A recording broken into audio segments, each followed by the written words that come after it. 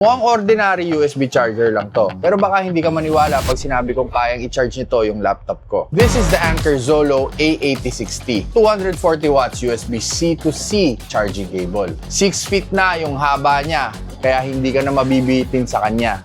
Pero 3 feet lang pala yung binili ko. May available 6 feet din kung kailangan mo mahaba. Ang nagustuhan ko talaga sa kanya ay yung braided structure niya kung saan napakatibay niya lang talaga. Hindi yung parang mga libre ng iPhone nating pagkamahal-mahal tapos. Nauso kasi ngayon yung mga maliliit pero malalakas na charger kagaya nito. Gawa rin ng Anker. 100 watts na siya pero madalas nabibitin yung mga USB na available sa market. Kaya ito, 240 watts, hindi ka na mabibitin sa kanya. Kasi minsan kahit gaano kalakas yung socket mo kapag mahina yung USB mo ay hindi dumadalo yung kuryenteng tama na ina-output ng mga socket nyo. Soft and durable ang design niya. Meron pang 10,000 plus bend lifespan.